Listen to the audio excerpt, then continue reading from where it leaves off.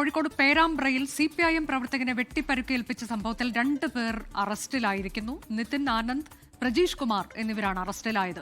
CPIM പ്രവർത്തകനായ കുനിമ്മൽ ദിനേശനാണ് കഴിഞ്ഞ ദിവസം രാത്രി വെട്ടേറ്റത്. അജി കുഞ്ഞുമോൻ വിവരങ്ങളുമായി. അജി, ഈ വാർത്ത 24 ആണ് ആദ്യമായി പുറത്തുവിടുന്നത്. വിശദാംശങ്ങൾ എങ്ങനെയാണ്? അനുജ, കഴിഞ്ഞ ദിവസമാണ് ഈ CPM പ്രവർത്തകനായ ദിനേശിനെ പേരാമ്പ്രയിൽ വെച്ച് പേരാമ്പ്രയിലെ ദിനേശിന്റെ കടയിൽ നിന്നും തിരിച്ച് വീട്ടിലേക്ക് പോകുന്ന വഴി വെട്ടേറ്റത്. ഈ വെട്ടേറ്റ കേസുമായി ബന്ധപ്പെട്ടാണ് 2 BJP പ്രവർത്തകരെ ഇപ്പോൾ അറസ്റ്റ് ചെയ്തത്. മുതുവണ്ണാച്ചി വെള്ളാൽപ്പണ്ടി സ്വദേശികളായ നിതിൻ ആനന്ദ്, ഒപ്പം തന്നെ പ്രജീഷ് കുമാർ എന്ന BJP പ്രവർത്തകരാണ്. ഈ 2 BJP പ്രവർത്തകരെയാണ് പോലീസ് ഇപ്പോൾ അറസ്റ്റ് ചെയ്തിരിക്കുന്നത്. ഈ കേസുമായി ബന്ധപ്പെട്ട മുൻപ് ദിനേശ് BJP പ്രവർത്തകരെ വെട്ടിപ്പരിക്കൽ ആക്രമിച്ച കേസിൽ പ്രതിയായിരുന്നു CPM പ്രവർത്തകനായ ദിനേശ്. ഇതേ ദിനേശിനെയാണ് BJP പ്രവർത്തകർ ഇപ്പോൾ കഴിഞ്ഞ ദിവസം വെട്ടിപ്പരിക്കേൽപ്പിച്ചത്. ഈ കേസുമായി ബന്ധപ്പെട്ടാണ് 2 BJP പ്രവർത്തകരെ ഇപ്പോൾ പോലീസ് പിടികൂടിയിരിക്കുന്നത്.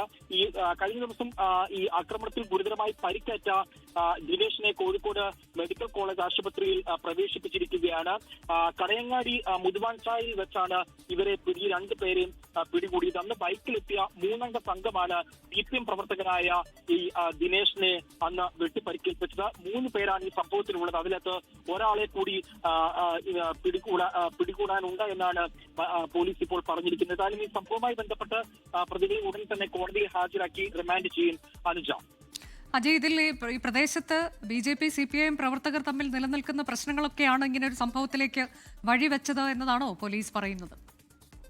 അനുജ, ഈ പ്രദേശത്ത് മുൻപ് BJP CPM പ്രവർത്തകർ തമ്മിൽ ഒരു സംഘർഷമുണ്ടായിരുന്നു. ആ സംഘർഷത്തിന്റെ തുടർച്ചയായി ഈ ഇപ്പോൾ പരിക്കേറ്റിരിക്കുന്ന ദിനേശൻ, CPM പ്രവർത്തകനായ ദിനേശൻ, ഇതിനു മുൻപ് BJP പ്രവർത്തകരെ ആക്രമിച്ച കേസിൽ പ്രതിയാണ്. അന്ന് ഈ ദിനേശിനെ റിമാൻഡ് ചെയ്തിരുന്നു.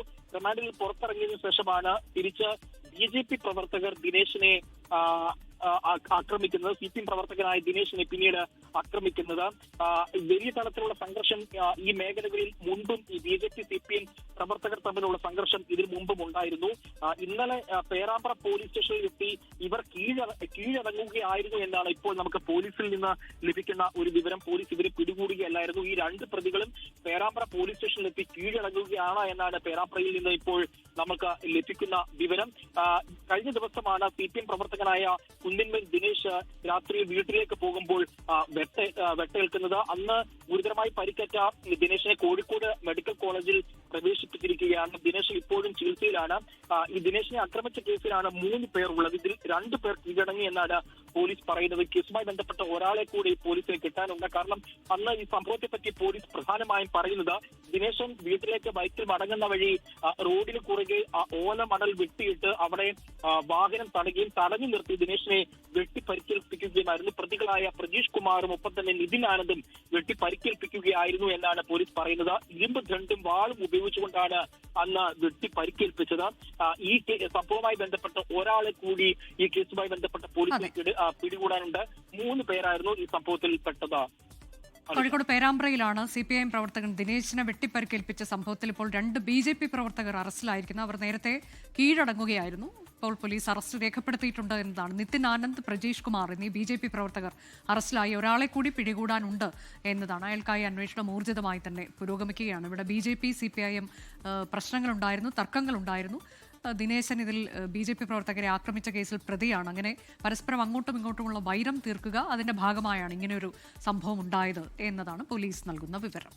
ലോകത്തെവിടെയായാലും ഏത് സമയത്തും 24 വാർത്തകളും ഓഗ്മെന്റഡ് റിയാലിറ്റി പാക്കേജുകളും എക്സ്പ്ലെയിനറുകളും വിശദമായി കാണാൻ ഞങ്ങളുടെ YouTube ചാനൽ നിങ്ങൾക്ക് സബ്സ്ക്രൈബ് ചെയ്യാം.